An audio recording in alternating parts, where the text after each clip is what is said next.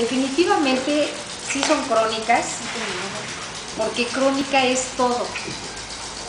Una entrevista, por ejemplo, las entrevistas que le hice a zapatistas son crónicas, todo es crónica, pero esto es una crónica cultural y me encanta.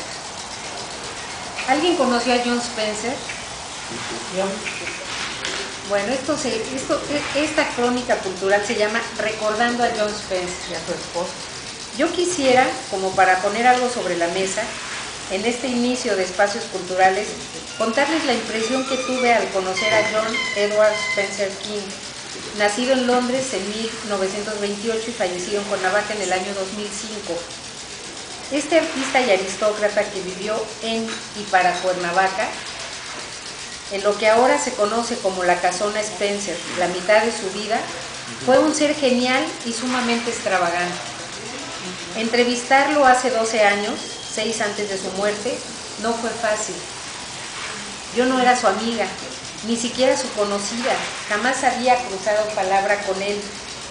Cuando al fin, con la ayuda de Shigeko Watson, su gran amiga y espléndida bailarina japonesa de ballet clásico, que fundó los Amigos de la Música, y algún día les voy a traer la crónica de ella, que de tanto bailar y bailar bien lo hizo frente al mismísimo emperador Hirohito, y de mi hija Analia Isunza, que dirigió hacer su servicio profesional de arquitectura con Spencer en su obra de remodelación de la casona,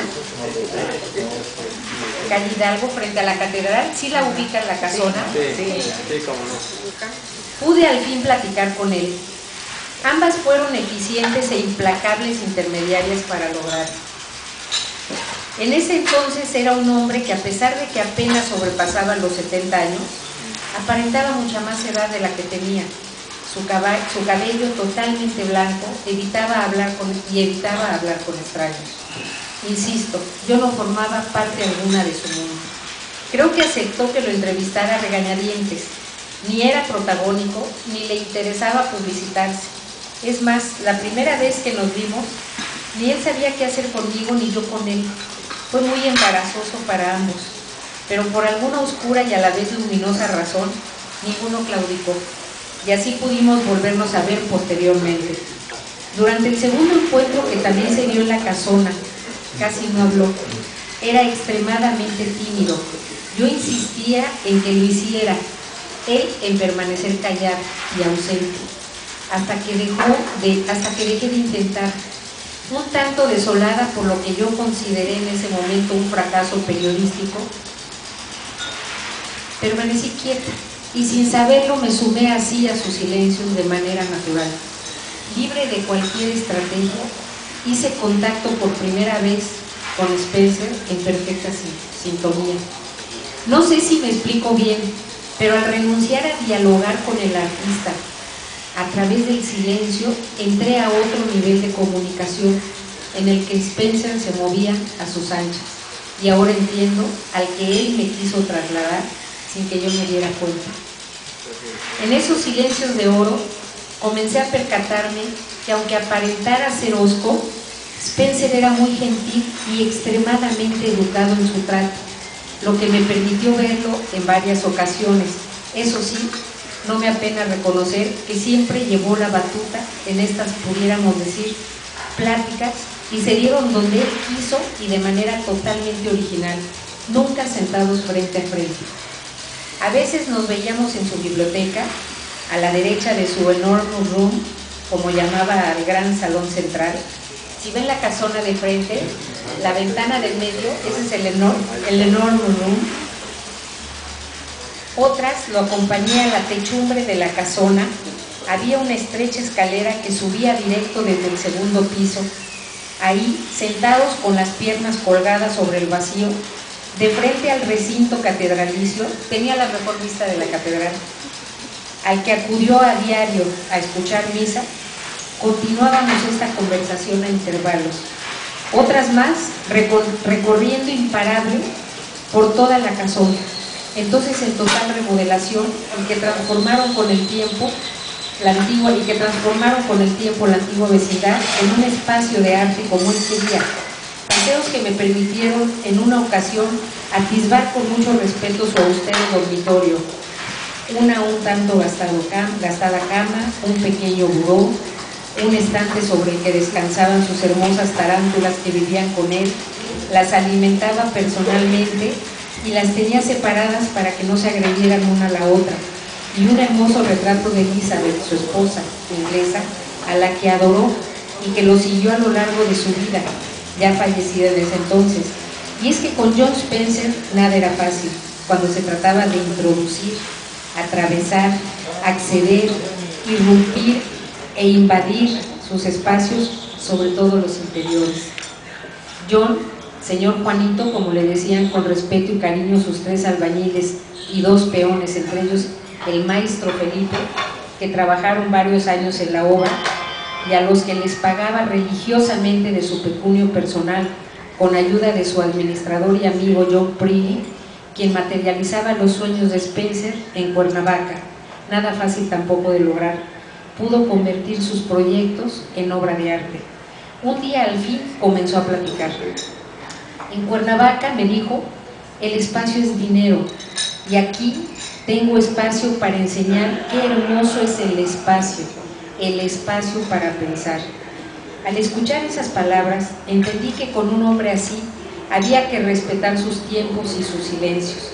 Y es que sus silencios eran tan hondos, decían tanto, que a veces se me olvidaba apagar la grabadora. En esos momentos quedaron atrapados en la cinta, incluso hasta su respiración entrecortada.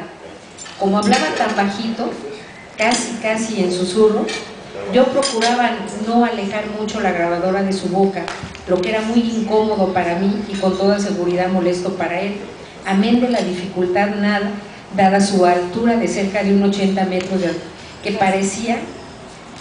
parecía más por su extrema delgadez.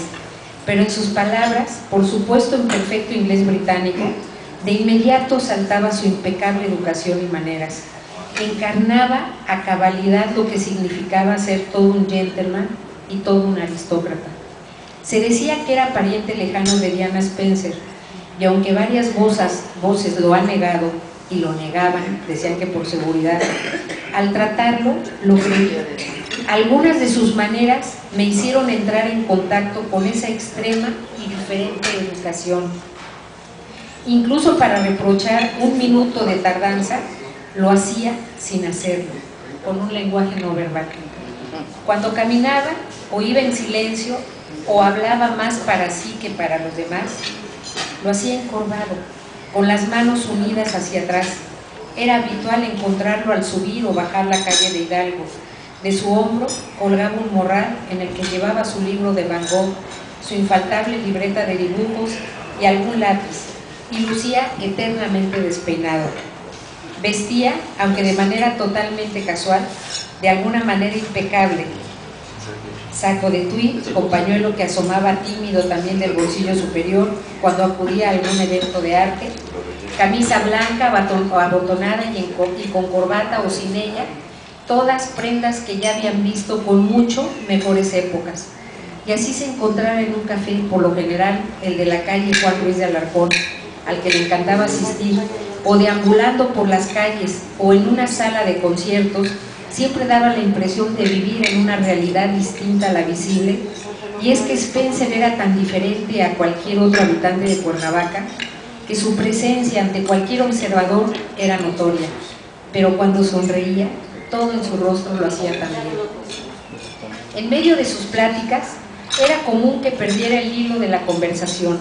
En esos momentos únicos, su boca permanecía ligeramente abierta, su mirada puesta en algún punto al que yo no lograba llegar por más que lo intentara, pero cuidado, no sé cómo lo hacía, y aunque sus ausencias duraran eternos minutos, volvía a retomar la conversación, si así se podía llamar, exactamente en el punto en que se había quedado. Y es que su alejarse, momentánea e intempestivamente, de toda conversación, su manera de perderse del momento actual sin moverse un ápice de donde estaba, era como si John siguiera con uno, pero sin seguir. ¿Me explico? Esas pequeñas ausencias eran habituales en él. Se abandonaba a sus pensamientos a los que uno no tenía la menor posibilidad de acceder. Sin embargo, siempre emergía del fondo de sí mismo y retomaba la plática donde la había dejado como si nada.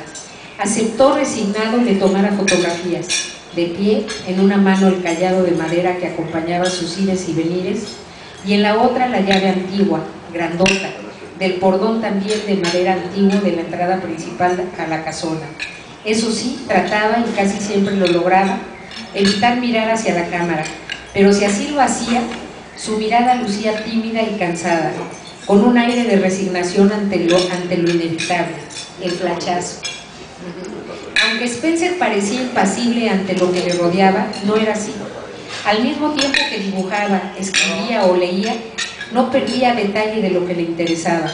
Se detenía, por ejemplo, al admirar una columna de cantera del siglo XVI, llamada isabelinas o cortesianas, hecha por antiguas manos indígenas y que él rescató cuando remodeló la antigua casona. Es formidable, hacía notar, que una piedra prehispánica haya logrado labrar otra piedra con tanta perfección, exclamaba. Pero su admiración no paraba ahí. Veía en algunos árboles cualidades que solo él apreciaba. Al pasar frente a uno de ellos mencionaba: hay que cuidarlo, es tan valioso, y no era más que un árbol sin mayor gracia para todos, menos para él. Se pudiera decir que Spencer nunca perdió su capacidad de asombro ante lo que lo rodeó. En ocasiones pensaba un momento la respuesta que me daría. Buscaba y rebuscaba la reflexión en recuerdos que no quería perder, como las temporadas que pasó de niño y de joven con sus padres en la India, en tiempos del último virrey inglés, Lord Mountbatten, los juegos de cricket y la infaltable hora del té de los adultos.